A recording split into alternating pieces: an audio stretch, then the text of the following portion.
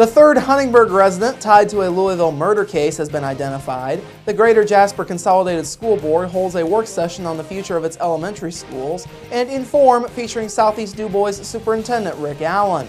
All of that and much more is up next here on 18 WJTS News.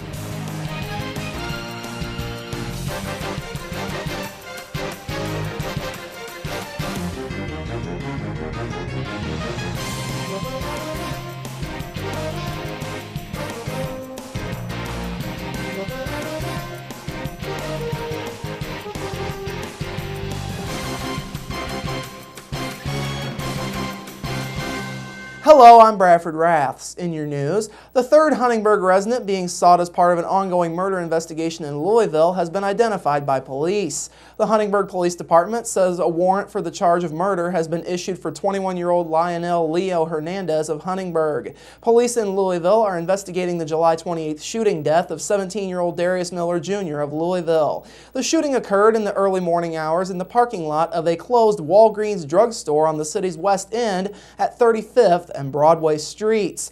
22-year-old Kyle Chambers and 18-year-old Destiny Trusty, also of Huntingburg, were previously arrested on murder warrants in connection with the case. They are currently being held in Jefferson County, Kentucky. Anyone with information on the whereabouts of Hernandez is asked to call Huntingburg Police at 683-3003 or 683-4111. An Ireland woman who was a passenger aboard a motorcycle that crashed in Evansville on Tuesday night has died of her injuries.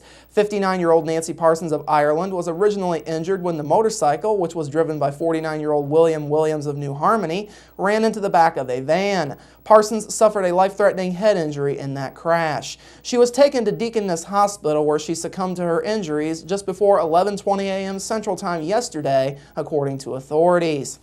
Vanderburgh County Sheriff's deputies say Williams was eastbound on his motorcycle just before 8:30 p.m. Central Time on Tuesday evening when the accident took place.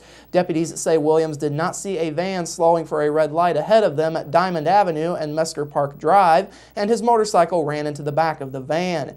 Williams and Nancy Parsons of Ireland were ejected from the motorcycle. Parsons wound up flying over the top of the van and landing in the intersection.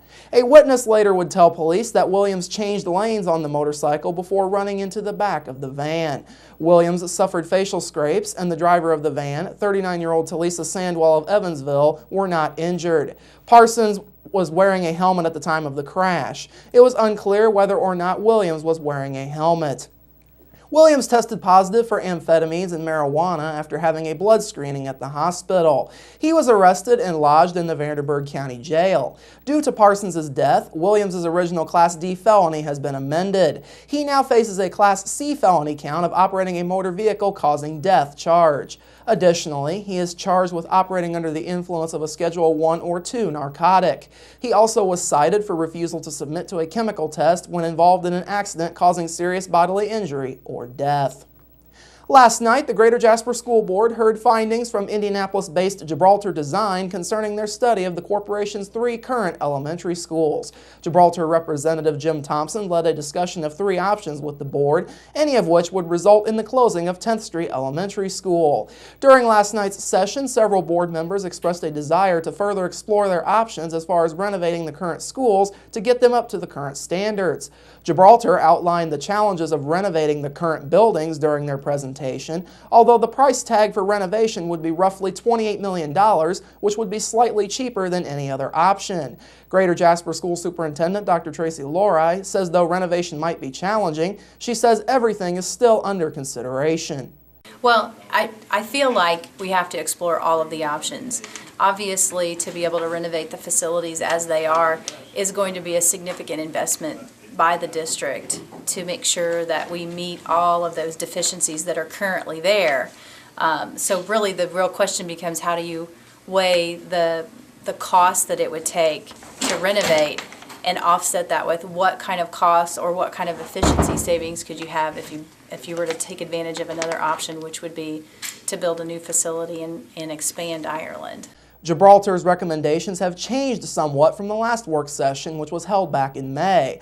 The first option presented before the board last night by Gibraltar remained the same as previously. This option would create 3 kindergarten through 5th grade elementary schools, which would be done through closing 10th Street Elementary, expanding both 5th Street and Ireland Elementaries to be able to house a combined total of 1,000 students, and building a brand new 3rd Elementary that would house 500 students. This plan would cost nearly $34.9 million by Gibraltar's estimates, with changes to the stormwater system at 5th Street Elementary, as well as a new driveway at Ireland Elementary to divert traffic off of County Road 500 West being needed. The second option presented by Gibraltar was a bit different than previously. Previously, the option called for closing 10th Street Elementary, expanding 5th Street to a capacity of 700 students, and expanding Ireland Elementary. Under the new version of this option presented by Gibraltar, both 10th Street and 5th Street Elementaries would be closed. Ireland Elementary would be expanded to a capacity of 750 students, and a new elementary school would be built with a capacity of 750 students. This option would now cost over $33.7 million, and it was previously the cheapest of the options. The third option presented would close both 10th and 5th Street Elementaries and would expand Ireland Elementary to a capacity of 600 students. A second building, which would house 900 students, would be constructed. This proposal would now be the cheapest of the proposals at a total price tag of just over $31.7 million. Thompson says it's rare for a district to have an option to have fewer elementary schools. He says the school district is at a bit of a crossroads in its elementary education. The school board, working with the administrative team, has the opportunity with this current discussion to explore whether they would continue to operate 3 elementary schools at roughly 500 students apiece, or they could choose to move in a direction with a new project that would have 2 schools of 750 students. In either case, meeting the educational needs and meeting the total district's elementary school population needs. Though no official vote was taken and likely won't happen for some time, the board asked Gibraltar to look further into the feasibility of the second option. Lori says at this point in time, the second option seems to be the best for the district in terms of its capacity. Well, I believe that in terms of capacity, the 2 options, 750 capacity for each of those facilities, is a little bit more palatable. It's an equal distribution of the students, an approximate equal distribution of the students. I think it looks at an option that takes away some of the issues that we have currently with 5th and 10th Street in their sites and the issues with the site location. All options would expand the district to a capacity of 1,500 elementary school students. The current capacity of elementaries in the district is at 1,330 students. Renovation would bring that capacity up to about 1,420 students, according to Thompson. The board is set to hold another work session sometime in September to discuss further findings from Gibraltar on option 2, as well as renovation of the current buildings. Economic development officials near the Crane Naval Surface Warfare Center are welcoming the Pentagon's decision to cut the number of unpaid furlough days that civilian workers are facing due to budgetary pressures. The Pentagon announced on Tuesday that the total number of unpaid furlough days that civilian employees will see had been cut down from 11 to 6. For Crane workers, the announcement means that August 17th will be the last furlough day for civilians at the Southern Indiana base. Workers originally had faced 11 furlough days starting on July 8th. Davies County Economic Development Foundation Director Ron Arnold says the Pentagon's move is certainly positive news for Crane workers. Crane is the 3rd largest employer in Southern Indiana and one of the largest naval installations in the world. A state court will attempt to settle a dispute over control of the Holiday World and Splash and Safari theme parks in Santa Claus. Attorneys for Lori Cook, the widow and executor for the estate of former park president and CEO Will Cook, who died in 2010, as well as her fellow shareholder and brother-in-law Dan Cook, argued before the Indiana Court of Appeals on Tuesday over the sale of park shares. Vanderburgh Circuit Court ruled back in December that Lori Cook was majority shareholder of the holding company Cook Development Corporation, or KDC, with 60% of the shares, and the court permanently excused the estate from the obligation to sell Will Cook's shares. But Dan Cook appealed that ruling, saying an agreement signed by Will Cook required that the shares be sold. The two sides have disagreed on the price, with Lori Cook saying her husband's shares are worth $32.4 million based on a price of $653 per share. KDC and Dan Cook, who owns 40% of the company, initially tendered about $26.8 million or $542 per share. Dan Cook argues that any change in the value of the stock was to have been stipulated in writing and agreed to by all shareholders, and no such written agreement took place. KDC previously filed a notice of neutrality and non-participation in the appeal. The park was called Santa Claus Land when it was started by Lewis Cook in 1946. It's been owned by the Cook family ever since. Last night, the Southeast DuBois School Board conducted its annual budget workshop during its regular August monthly meeting. Superintendent Rick Allen reported that school revenue will again be on the decline for the Southeast DuBois district.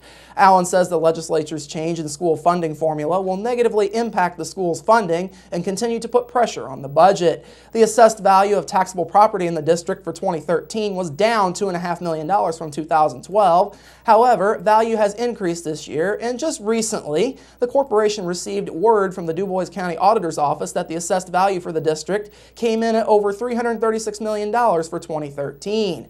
Allen said the new budget was figured on a lower assessed value as recommended by the Department of Local Finance. Allen noted that enrollment was up by 14 students last year and shows signs of being up again this coming year. He says that's good news since state funding is determined by numbers. State funding is our general fund. That's still a challenge for us. We have that's based on our enrollment. We expect our enrollment to be about the same this year as it was last year, so that's good.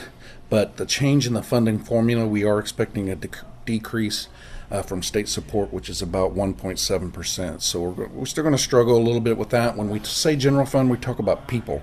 If you look at teachers, administrators, anybody that's hired by the school district, that's the fund that comes from. No property tax dollars go to that whatsoever.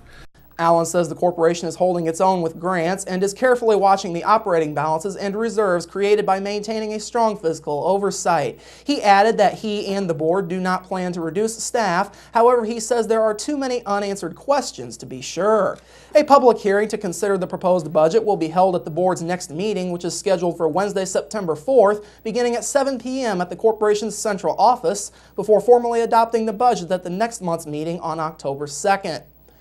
Finally today marked the first day back to school for many students across DuBois County. Jasper High School students gathered today for the first event in their new high school gymnasium. The gym was completed over the summer and replaces the former gym, which collapsed in the early morning hours of Monday, May 2nd, 2011. Scott Stempfnagel of Jasper-based Stempfnagel Group served as clerk of the works for that project. Coming up after the break, your local forecast, sports with Kurt Guxell, and Inform featuring Southeast DuBois School Corporation Superintendent Rick Allen. That's all up next here on 18 WJTS News. Local people watching local people.